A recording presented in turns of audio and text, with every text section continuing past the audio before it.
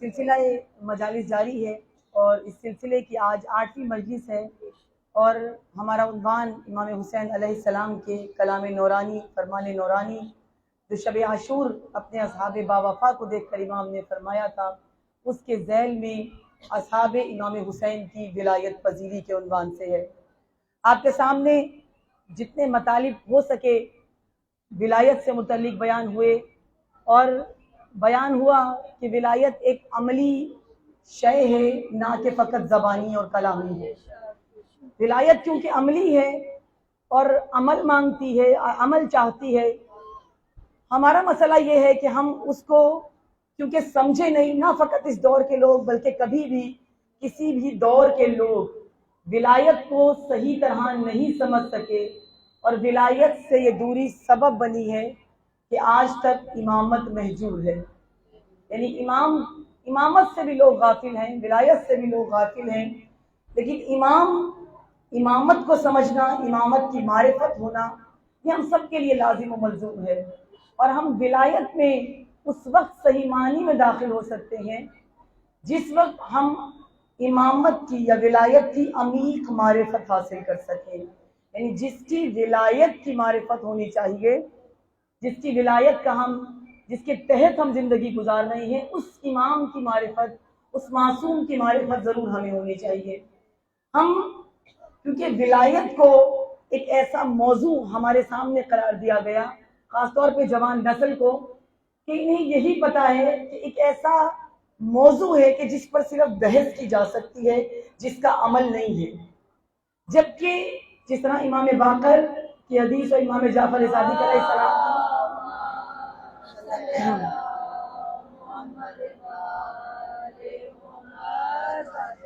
آپ کے سامنے بیان ہوئی کہ جس میں امام نے بیان فرمایا تھا، معصوم نے، دونوں معصومین نے بیان فرمایا تھا کہ سب سے اہم چیز کیا ہے؟ یہ ولایت ہے۔ یعنی 5واں رکن دین کا، 5ویں بنیاد دین کی، اور یہ 5ویں بنیاد جو ولایت ہے یہ سب سے اہم ہے، لیکن سب سے اہم اس لیے ہے کہ باقی تمام چیزیں اس ایک نظام کے تحت زندگی گزار رہی ہے۔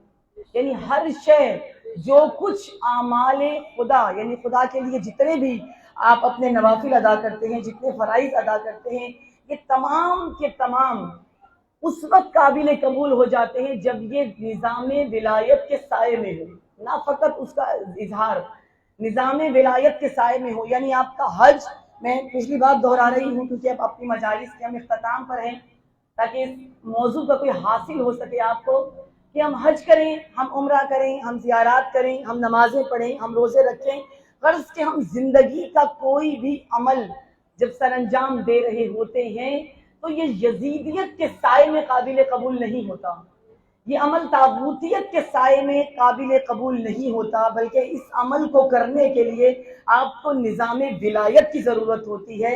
اور اس کی دلیل کے لیے امام حسین علیہ السلام نے جب میدان کربلا میں جا کر یہ بتایا تھا کہ میں کس لیے آ رہا ہوں، میرا مقصد کیا ہے، میں کس لیے میدان کربلا میں اترا ہوں، میں کیوں اپنے خانوادے، اپنے خاندان، اپنی بیٹیاں، اپنی بہویں، اپنی بہنیں، اپنے گھر والے، اپنے بھائی بھتیجے، میں ان کو لے کر کیوں اترا ہوں؟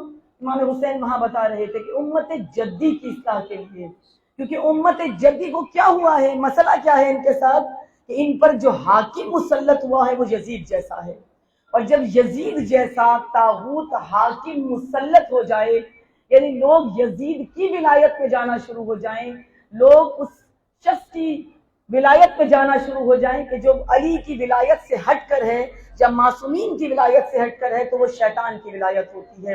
اور لوگوں نے کیونکہ ولایت بدل لی ہے، کسی اور نظام میں رہنے کے عادی ہو گئے ہیں، تو یہاں امام حسین ابن علی اپنے لہو کے ذریعے سے، اپنے بھائی بھتیجوں کے خون کے ذریعے سے وہ امت کی اصلاح کر کے بتا رہے ہیں کہ دین کو ولی کی ضرورت ہوتی ہے، اور دین کو، نظام ولایت کو بچانے کے لیے اگر ولی کو اور اس کے خانوادے کو اپنا لہو بھی دینا پڑے تو وہ اس کے لیے وہ بھی دے دیتے ہیں۔ تو یہ کربلا میں مولا حسین کا آنا اور امام حسین کے اصحاب کی ولایت پذیری، یعنی بالکل ولایت کو اس طرح سے تسلیم کر لینا، ایسے خود اپنے وجود کے اندر ضم کر لینا، اس بات کی دلیل ہے مولا حسین علیہ السلام کا یہ عمل جو نظام ولایت کے لیے تھا، یہ زبانی کلامی محبت کا عمل نہیں تھا، یہ ایک عملی اقدام تھا جو امام حسین نے اپنے اس قیام کے ذریعے سے کر کے دکھایا ہے۔ اب یہ اقدام جو امام کر رہے ہیں اور اس قدر عمیق معرفت امام حسین علیہ السلام کے اصحاب کی، اتنی عمیق معرفت کہ اس وقت جب رسول خدا موجود ہیں اور رسول خدا کے سامنے ان کے اصحاب موجود ہیں، شاید انہوں نے بھی اس طرح سے اس عروۃ الوثقیٰ کو نہیں تھاما تھا، اس مضبوط سہارے کو نہیں تھاما تھا جیسے کربلا کے اصحاب نے تھاما ہے۔ جب ہمیں ولایت سے متمسک ہونا پڑتا ہے، کیونکہ جس طرح میں نے بار بار بیان کیا کہ ولایت انسان جب آئمہ کی ولایت سے نکلتا ہے، خدا کی ولایت سے نکلتا ہے، تو شیطان کی ولایت میں جاتا ہے۔ لیکن کیسے ہو کہ ہم اسی ولایت ہی میں رہیں اور اس کے سائے سے باہر نہ نکلنا چاہیں؟ تو اس کے لیے خدا نے انتظام کر دیا، پروردگار عالم نے انتظام کیا ہے۔ اللہ نے بہترین عروۃ الوثقیٰ عطا کیا، خدا نے صراط مستقیم عطا کیا، خدا نے بہترین انتظام کیا۔ جب ہم کسی گہرائی میں جاتے ہیں تو ہمیں ضرورت ہوتی ہے اس سے نکلنے کے لیے کسی سہارے کی۔ جیسے اگر کوئی انسان کنویں میں گر جائے اور کنویں میں گرنے کے بعد اب وہ چاہتا ہے کہ مجھے باہر نکالا جائے، کسی کھائی میں گر جائے اور کھائی سے وہ چاہتا ہے مجھے بلندی کی طرف لے کر آئیں، باہر کی طرف مجھے لے کر آئیں، تو انسان کیا عمل کرے گا؟ اس کے پاس کوئی رسی پھینکے گا، کوئی مضبوط چیز پھینکے گا تاکہ وہ اس کے ذریعے سے باہر آ جائے۔ اب جو پھینک رہا ہے وہ رسی تو بہت مضبوط ہے، لیکن وہ انسان جو پھینک رہا ہے اس میں اتنی طاقت نہیں ہے کہ وہ اس رسی کو کس کے پکڑ سکے اور اس انسان کے وزن کو اٹھا سکے جو نیچے جا چکا ہے، تب بھی وہ نابود ہو جائے گا۔ ممکن ہے وہ خود بھی گر جائے، جو رسی کو پکڑے ہوئے ہیں ممکن ہے خود بھی گر جائے۔ تو دونوں طرف کی مضبوطی ضروری ہے، یعنی رسی بھی مضبوط ہو، جہاں رسی نے پکڑا ہوا ہے، جکڑا ہوا ہے کسی درخت کے ساتھ، کسی پتھر کے ساتھ، کسی پہاڑ کے ساتھ، اس کا بھی مضبوط ہونا ضروری ہے۔ اور جب یہ دونوں چیزیں مضبوط ہوں تو پھر آخری عمل کس کا ہے؟ اس پکڑنے والے کا۔ سمجھ میں تو آ رہی ہے نا؟ توجہ ہے۔ اب اس پکڑنے والے کا کام ہے کہ وہ اس کو کتنی مضبوطی سے پکڑتا ہے۔ رسی مضبوط ہے، جو اس کو تھامے ہوئے ہے مضبوط ہے، پہلوان ہے، یہ پتھر کے ساتھ بندھی ہے، بڑی طاقت رکھتا ہے کہ نیچے جو انسان گرا ہے اس کے وزن کو اٹھا سکتا ہے۔ اس میں طاقت ہے، رسی میں طاقت ہے۔ کیا اس میں طاقت ہے جو نیچے گرا ہوا ہے کہ وہ اس رسی کو پکڑ کر اس زمین سے لے کر بلندی تک کے فاصلے کو کس کے پکڑ کے طے کر لے؟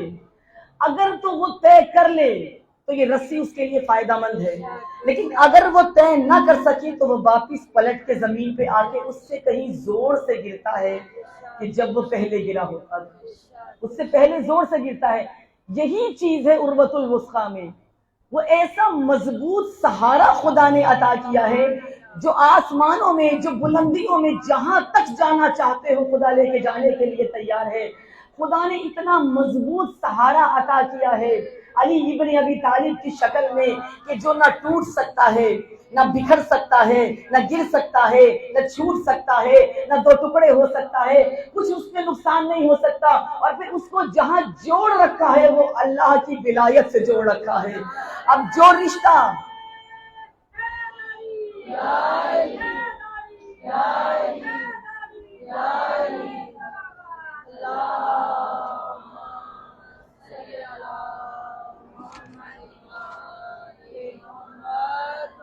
اب جو رسول اور خدا کی ولایت سے جڑا ہوا ہو اتنا مضبوط ہے کہ جس نے پکڑا ہے وہ گرا نہیں سکتا، اور جو سہارا ہے وہ انتہا سے زیادہ مضبوط ہے، اتنا مضبوط ہے، اتنا مضبوط ہے، اتنا مضبوط ہے۔ تو بشر تو عام بات ہے کہ پورا دین اسی کے سہارے کے ذریعے سے ٹھہرا ہوا ہے، پورا دین اسی ستون پر ٹھہرا ہوا ہے، اتنا مضبوط عروۃ الوثقیٰ ہے، اتنا مضبوط سہارا ہے۔ یعنی خدا کیا بتانا چاہتا ہے؟ تمہارا تمسک تمہارا جڑ جانا، تمہارا رابطہ، تمہارا تعلق ولایت کے ساتھ ایسا ہو جائے کہ تم اسے چھوڑ نہ پاؤ۔ آگے ولایت کا قصور نہیں ہے، اگر تم زمین پر آ کر گرتے ہو قصور کس کا ہے؟ قصور اس انسان کا ہے جو اس سہارے کو پکڑ نہیں سکا ہے۔ اور کربلا والوں نے ولایت پذیری کا کیا مقام دکھایا کہ اتنے مضبوطی سے امام حسین کو تھاما ہے، اتنی مضبوطی سے ولایت کو تھاما ہے، اتنی مضبوطی سے عروۃ الوثقیٰ کو پکڑا ہے کہ سامنے ہزاروں کا لشکر ہے، اور ہزاروں کا لشکر رات سے خوف زدہ بھی کر رہا ہے، بھوک بھی ہے، پیاس بھی ہے، مشکلات بھی ہیں، تنگیاں بھی ہیں، ان سب کے ہوتے ہوئے جو سامنے بیوگی بھی دیکھ رہے ہیں، جو سامنے یتیمی بھی دیکھ رہے ہیں، تمام ترین مشکلات کے ہوتے ہوئے سب جانتے ہیں جس سہارے کو پکڑا ہے وہ حسین ابن علی ہے۔ اتنا مضبوط پکڑا سہارا کہ 72 کے 72 قیامت تک امر ہو گئے۔ خدا نے 72 کو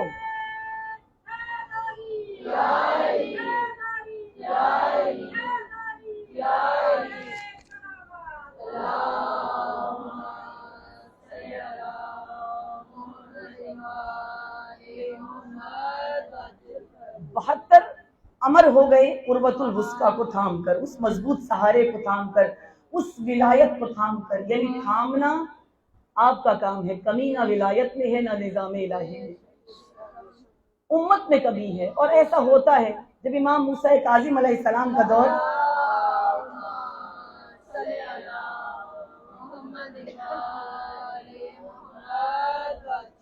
امام کا جب دور آیا تو عالم یہ تھا مومنین کا کہ سب سوال امام سے کرتے تھے، امام کے پاس آتے تھے، امام سے پوچھتے تھے، امام سے مشورے ہوتے تھے، امام سے شریعت لے کے جاتے تھے، امام سے پیغام لے کے جاتے تھے ابتدا میں۔ اور پھر امام کے اپنے چچا نے جا کر بتایا بنی عباس کے خلیفہ کو کہ حکومت ایک نہیں ہے، حکومتیں دو ہیں۔ اس نے کہا کیسے؟ کہا ایک حکومت موسیٰ کاظم چلا رہا ہے، اپنی جگہ بیٹھا، اپنے علاقے میں بیٹھا، ایک حکومت وہ چلا رہا ہے، ایک تو چلا رہا ہے۔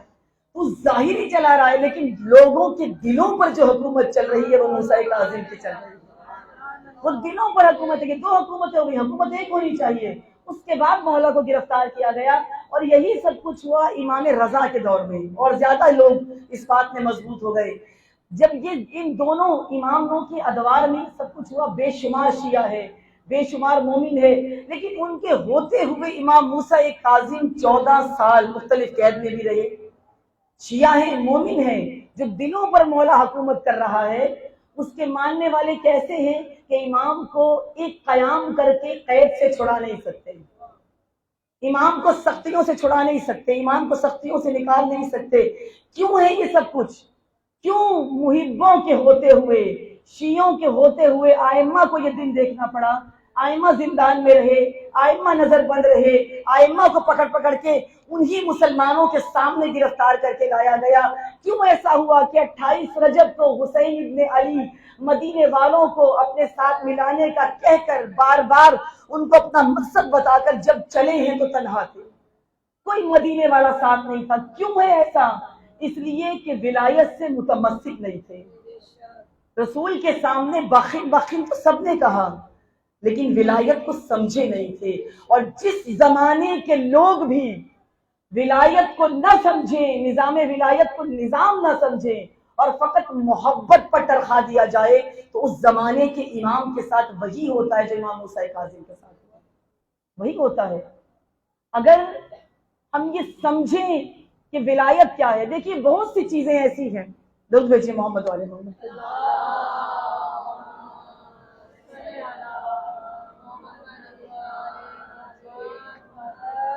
بس اپنی ذرا توجہ میری طرف ضرور رکھیے گا، اور میں نیچے والوں سے بھی کہوں کہ خاموش ضرور ہو جائیں، کیونکہ وہ کسی پکنک اسپاٹ پہ آپ لوگ نہیں آئے ہوئے ہیں، آپ مجلس حسین ابن علی میں آئے ہیں۔ اتنا وقت آپ گھروں سے نکال کے آتے ہیں تو یہاں پر اس کا مقصد بھی کچھ ہونا چاہیے۔ اس طرح شور نہ کیا کریں۔ اور ابھی ایک ریکویسٹ کی ہے، اس دن جب جناب علی اصغر کا جھولا برآمد ہوا ہے، تو اب میں نہیں کہہ سکتی آپ لوگوں نے کیا کیا ہے، لیکن احترام، زیارت کا ایک احترام ہوتا ہے۔ جن سے آپ اپنی مرادیں مانگ رہی ہیں، جن سے آپ اپنی دعائیں مانگ رہے ہیں، ان کا احترام بھی آپ پہ لازم ہے۔ تو وہ جو زیارت نکلی تھی اس کو احترام سے ضرور چومیے، ضرور ہاتھ لگائیے، ضرور اس کی زیارت کیجیے، لیکن احترام کے ساتھ اس کی برآمدگی ہونے دیجیے۔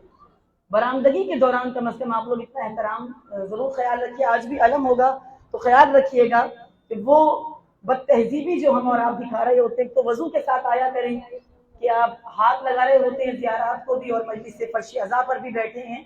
اور دوسرا تھوڑا احترام، میں بارہا کہہ رہی ہوں سب کو، نہ کسی ایک فرد کو، سب کو کہ تھوڑا احترام آپ لوگ کیا کیجیے زیارات کا۔ درود بھیجیے محمد علیہ۔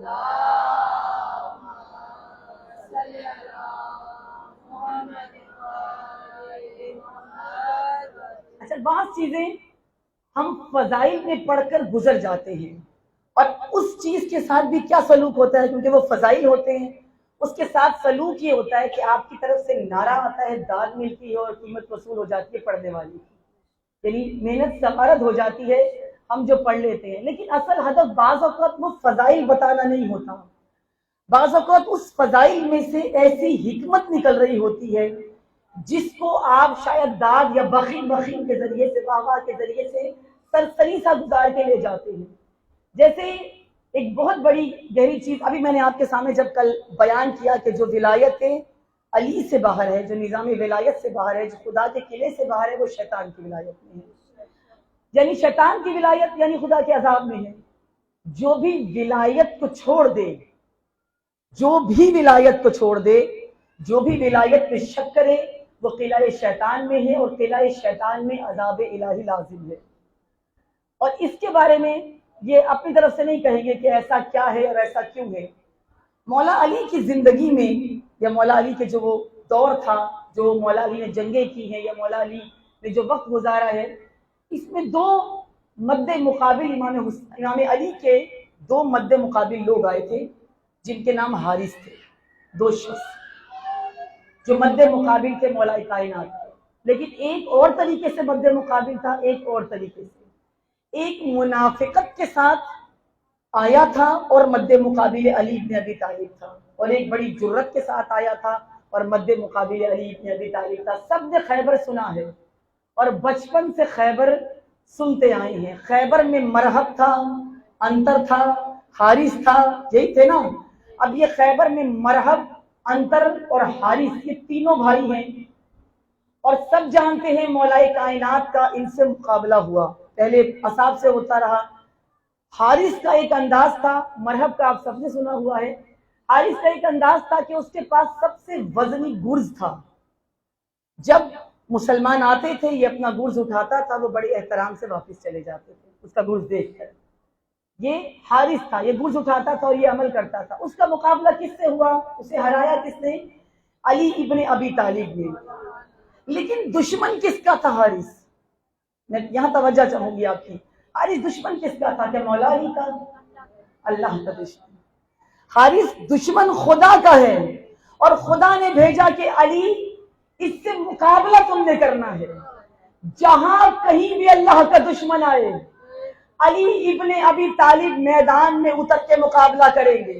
یہاں اللہ کے دشمن کا مقابلہ، اللہ کے رسول کے دشمن کا مقابلہ علی ابن ابی طالب کر رہے ہیں، اور نام ہے، باقی بھی ہیں، باقیوں بھی انہوں نے ہی مارا ہے، لیکن یہاں میں بات کر رہی ہوں حارث کی۔ ایک ہے حارث جو اس کے مد مقابل مولا کائنات آئے، خدا کے دشمن کو نابود کیا۔ اب ایک دوسرا حارث آیا، اور وہ ہے حارث بن نعمان۔ رسول نے ولایت علی ابن ابی طالب کا اعلان کیا۔ رسول نے کہا من کنت مولا ہوں فہذا علی مولا، جس کا میں مولا اس کا یہ علی ابن ابی طالب مولا ہے۔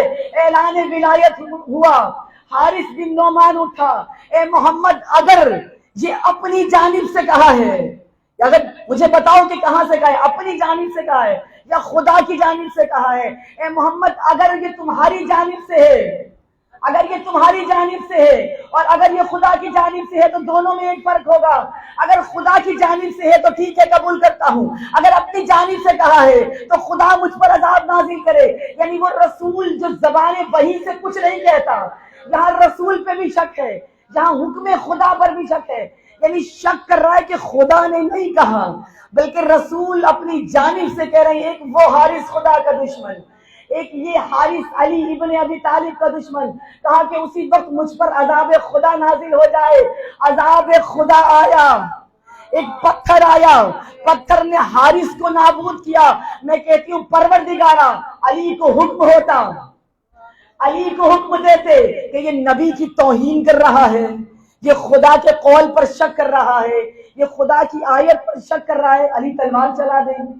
کوئی تلوار اڑتی ہوئی آتی اور آ کر اس کے گلے کو کاٹ دیتی، نبی آگے بڑھتے، نبی اس کے گلے کو کاٹ دیتے۔ ایسا نہیں ہوا، کسی صحابی سے کہا جاتا، سلمان فارسی موجود تھے، قمبر موجود تھے، ابو ذر موجود تھے، کسی صحابی سے کہا ہوتا کہ یہ توہین کر رہا ہے، لیکن نہیں، جہاں خدا نے کیا بتایا، جو بھی کوئی جس زمانے میں بھی خدا کا دشمن اٹھا تو ولایت بچائے گی الہی انتظام کو، لیکن جہاں بھی کہیں ولایت میں آ جائی تو حساب خدا خود لے گا۔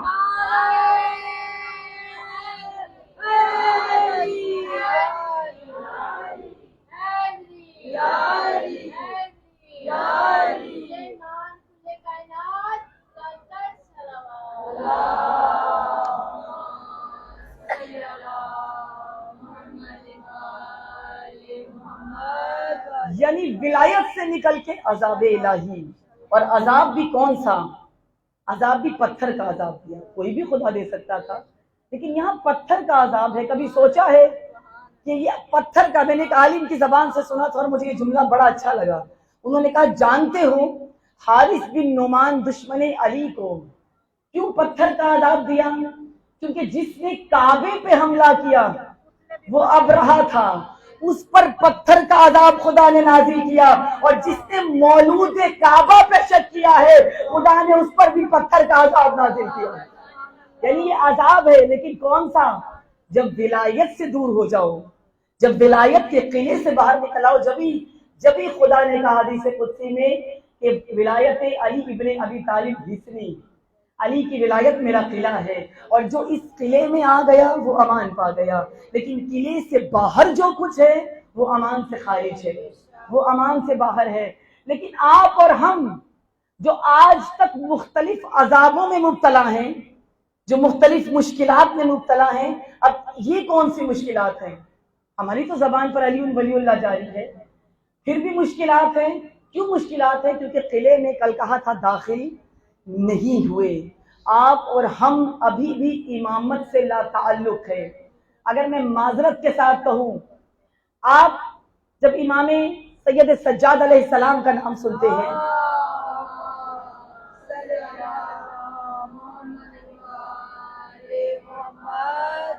جب آپ ان امام کا نام سنتے ہیں تو سب سے پہلے آپ کے ذہن میں بیڑیاں آتی ہیں۔ میں یہ معذرت کے ساتھ کہنا چاہوں گی، آپ نے سنت امام سید سجاد سے کیا لیا؟ ولایت تو عملی ہے نا، یہ میں پہلے دن سے بتا رہی ہوں، اور آج 8واں دن ہو گیا ہے۔ اگر ابھی بھی نہ سمجھ میں آئے تو کوئی کمی مجھ میں ہے، آپ میں نہیں ہے۔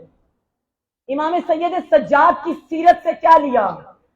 امام کی بیڑیاں ہم پہن لیتے ہیں، وہ جو دشمن نے پہنائی ہیں ہم پہن لیتے ہیں، اور میں اس پہ اعتراض بھی نہیں کر رہی، آپ نے امام کی سنت سمجھ کے بیڑی پہنی ہے، ایک یاد سمجھ کے بیڑی پہنی ہے، ایک سنت سمجھ کے، جو کہ امام نے خود نہیں کیا۔ سنت کس کو کہتے ہیں؟ وہ جو خود کرے، اور وہ جو دوسرا کرے وہ اس کی سنت ہے، امام کی نہیں ہے۔ تو آپ وہ پہنتے ہیں، اعتراض مجھے پہننے پہ نہیں ہے، لیکن میں آپ کو جہاں تک لے کے جانا چاہتی ہوں، بے شک پہنیے، لیکن جب آپ بیڑی بھی پہنتے ہیں نا تو آپ کی بیڑی کیسی ہے؟ جو بیڑی پہن رہے ہیں آپ سنت سمجھ کر، کیا یہ ویسی ہے جو پہنائی گئی؟ اس سے مختلف ہے۔ بڑی آرام دہ بیڑی پہنی ہے آپ نے، اگر سنت ہوتی تو اس میں کانٹے ہوتے، اس میں خار ہوتی، اس میں وہ سوئیاں ہوتی جو بدن امام حسین میں گھس چکی تھی، وہ نہیں ہے۔ لیکن چلیں، آپ نے اس سنت کو سمجھ کر، یا وہ سمجھ کر امام کی یاد کہہ لیجئے، آپ نے وہ سمجھ کے پہنا، اور مجھے اس سے اعتراض بھی نہیں ہے۔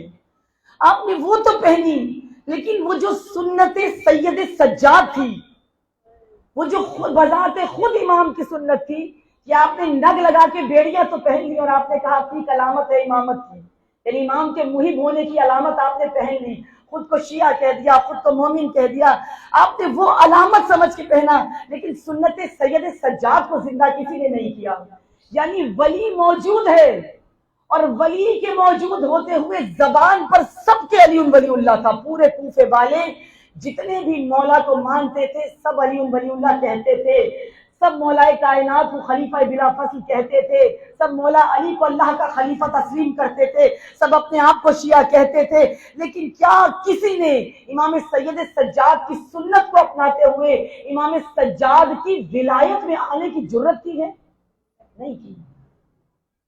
اور یہی تو امام حسین کے 72 نے بتایا کہ سنت اس کو نہیں کہتے کہ جو لباس امام حسین نے پہنا میں بھی پہنوں، جو امامہ امام حسین نے سجا لیا میں بھی سجا لوں۔ سنت حسین ابن علی کیا لی انہوں نے کہ اگر حسین نے اپنا بیٹا دینے کے لیے تیار ہے تو میں اپنا بیٹا بھی نہیں رکھوں گا، اگر حسین کی زوجہ بیوہ ہو رہی ہے تو میری زوجہ بھی بیوہ ہوگی، اگر حسین ابن علی نے جوان بھیجا ہے تو میرا بھی جوان جائے گا، اگر حسین نے غلام نہیں رکھا تو حر کہتا ہے میرا بھی غلام نہیں رہے گا، اگر حسین ابن علی نے اکبر نہیں رکھا تو حر کہتا ہے میرا بھی اکبر نہیں رہے گا۔ یعنی حسین ابن علی اگر دین پر اپنی نسل قربان کرنے کے لیے تیار ہے تو ولایت پذیر بھی یہی کرے گا کہ اپنی ہر چیز کو جو اسے پیاری ہوگی حسین ابن علی پر قربان کر دے۔ لیکن یہ کہاں ہوگا؟ یہ آپ اور مجھ سے نہیں ہوگا، یہ وہاں ہوگا جہاں ولایت پذیری ہوگی، جہاں ولایت پذیری ہو جائے، جہاں اتنا جذب کر لے، اتنا جذب کر لے کہ اس مقام پر پہنچ جائے کہ امام جہاں حکم دے چلو وہاں چل پڑے، جہاں حکم دے ٹھہر جاؤ وہاں ٹھہر جائے۔ ہم اس مقام پہ نہیں پہنچے۔ آج جن کا تذکرہ کرنا ہے نا، حضرت عباس علمدار، وہ عباس جس کے نام کی ہیبت ہی بہت تھی دشمن پر، ضروری نہیں تھا کہ عباس اپنا چہرہ بھی دکھاتے، دشمن کو فقط اتنا پتا تھا ہم 30,000 بھی ہیں لیکن اس لشکر میں ایک عباس ہمارے لیے کافی ہے۔ یہ الگ بات ہے اجازت نہیں ملی اور اسی لیے نہیں ملی، لیکن خود آپ تصور کریں، میں ابھی یہ مسائل پہ نہیں آئی، میں تھوڑی سی ولایت پذیری ضرور بتاؤں گی کیونکہ اختتام کی مجالس ہیں۔ عباس کی ولایت پذیری کیا ہے؟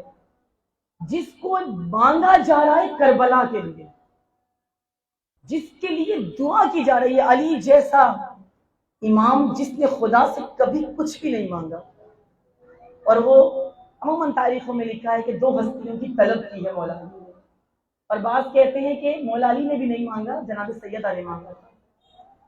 تو وہ جب دعائے جناب سیدہ کہہ لیں یا دعائے جناب امیر المومنین کہہ لیں، وہ جو کچھ نہیں مانگتا اس نے مانگا تو عباس مانگا یا زینب مانگا۔ یہ دونوں ہستیاں، میں اس لیے کہہ رہی ہوں کہ ہم بعض اوقات فضائل سے بہت تیزی سے گزرتے ہیں، ہم اس کی گہرائی میں نہیں جاتے، بڑے عمیق نقطے ہوتے ہیں۔ کبھی زندگی دیکھی ان دونوں کی، وفا کا پیکر، جہاں پر آ کر تمام وفائیں خود سجدہ ریز ہو جائیں اس کو عباس کہتے ہیں۔ بھائی کو بھائی سے بڑی محبت ہوتی ہے، لیکن جہاں بھائی اپنے سے پہلے اپنے بھائیوں کو میدان میں بھیج کر ان کے لاشیں اٹھائے اسے عباس کہا جاتا ہے، وہ عباس ہے۔ اور وہاں جہاں حکم امام سے ادھر سے ادھر کچھ نہ ہو جائے اسے عباس کہا جاتا ہے۔ وہ مقام اگر کہا ہے، رات تک عباس کو معلوم ہے کہ میں نے جنگ کرنی ہے، اور وہ جری جو اتنا بہادر ہے، اتنا شجاع ہے، جس کو پتا ہے کہ میری خلقت ہی اس لیے ہوئی ہے کہ میں نے حسین کا دفاع کرنا ہے، اور اس کو کہا جائے تم نے جنگ نہیں کرنی، تم نے جنگ نہیں، اس کا عالم کیا ہوگا۔ اور دوسرا کردار جناب زینب کا، یہ دعائے علی ابن ابی طالب، وہ خطبے، وہ تقریریں، وہ بازاروں میں جانا، وہ حوصلے، وہ ولایت پذیری، امام حسین علیہ السلام نے جناب زینب کو سب کے سامنے رکھا تھا۔ کیوں رکھا تھا؟ سب لوگوں کو حکم تھا کہ جو فیصلہ کرنا ہے، جو بات کرنی ہے، جو سوال پوچھنا ہے، تم نے زینب سے پوچھنا ہے، اور زینب نے سید سجاد سے پوچھنا ہے۔ یعنی اگر دیکھا جائے تو پہلی امامت جناب زینب کر رہی تھی، اور پھر حقیقی امام تک وہ پیغام پہنچا رہی تھی۔ کیوں ایسا ہوا؟ کیونکہ امام سید سجاد کو بچانا تھا، نہ پتا چلے دشمن کو کہ اگلا یہ امام ہے، امام کو بچانا ہے۔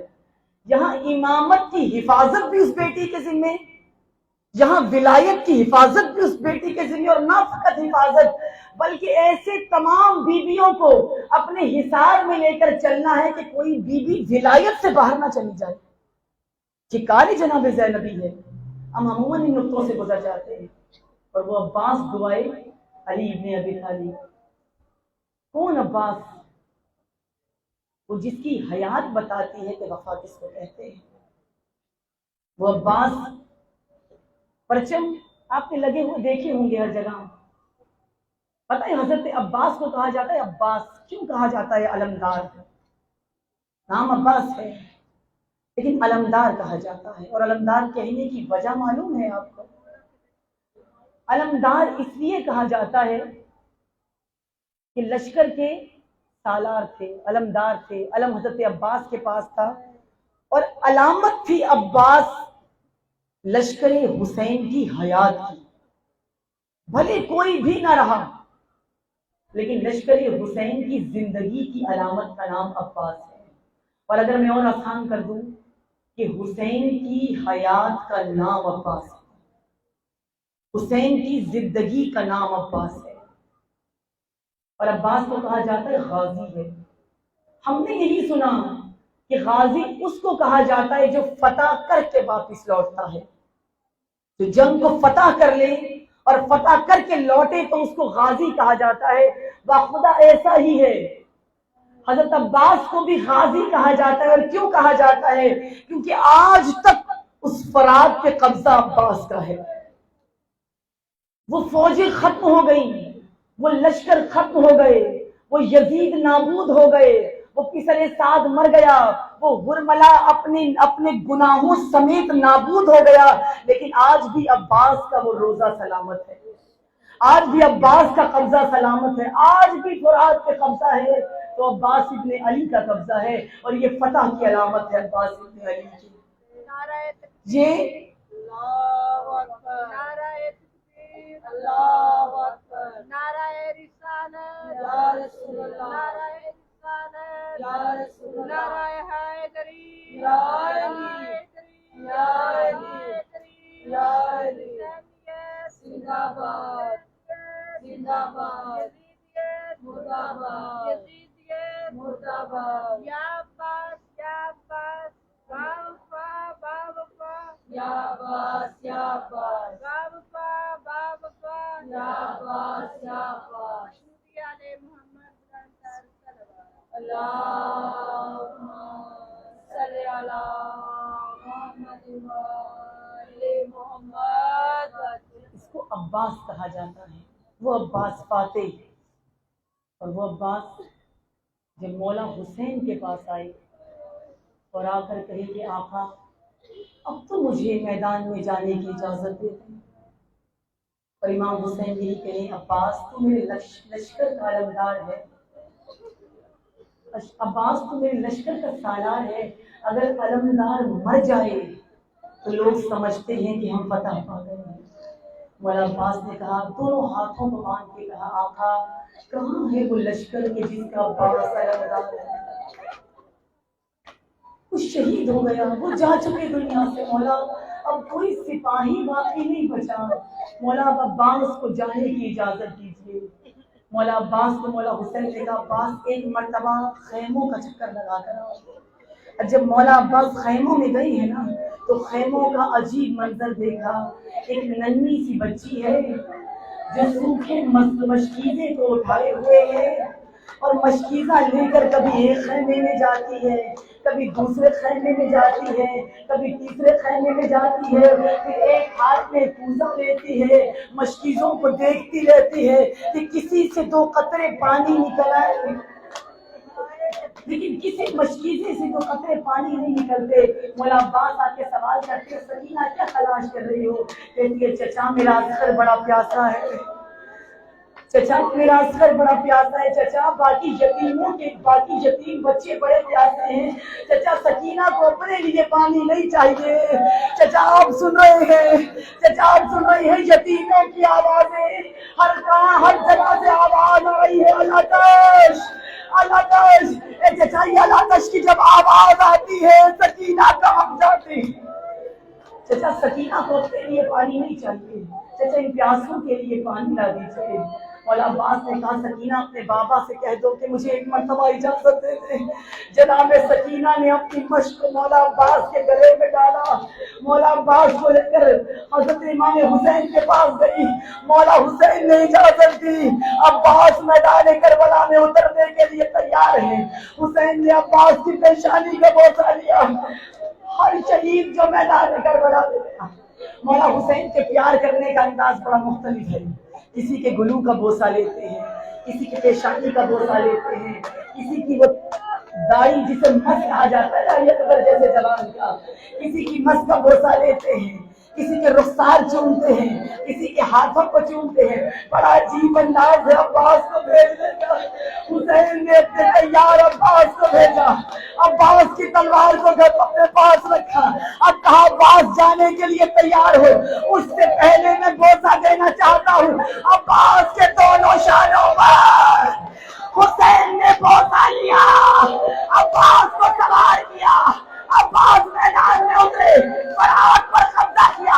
अब जब मश्क सकीना भर के आए हैं ना अब्बास चले मश्क सकीना भरी। अब्बास वापिस आए। एक मरतबा पिसर साद ने ऐलान किया कि ये मश्क खैमों तक न जाने पाए। अगर ये मश्क खैमों में चली गई, हम इन्हें ता कयामत हरा नहीं सकते हैं। बस अज़ादारों तीरों की बरसात शुरू हुई, तीर आना शुरू हुए। अब्बास ने तीर अपने सीने पे लेना शुरू किए। एक लईम करीब आया, अब्बास का एक शाना तन से जुदा हुआ, एक शाना कट गया।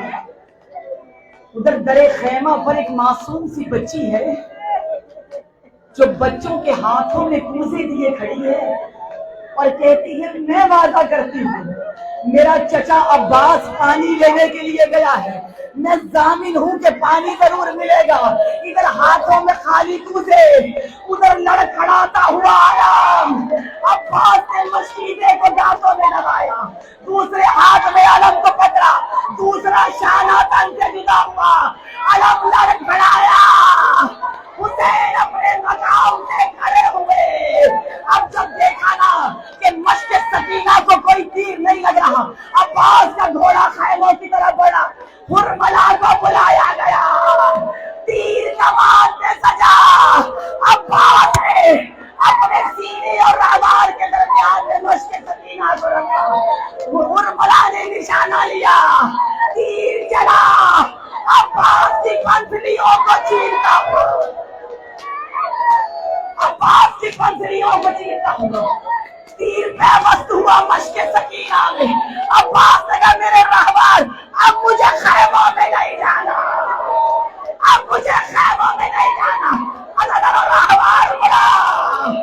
एक मर्तबा एक आवाज बुलंद हुई और जिसने अली से बदले लेने हैं, अली के बदले ले लो। बदला करो, तीर आए, तलवारें आई।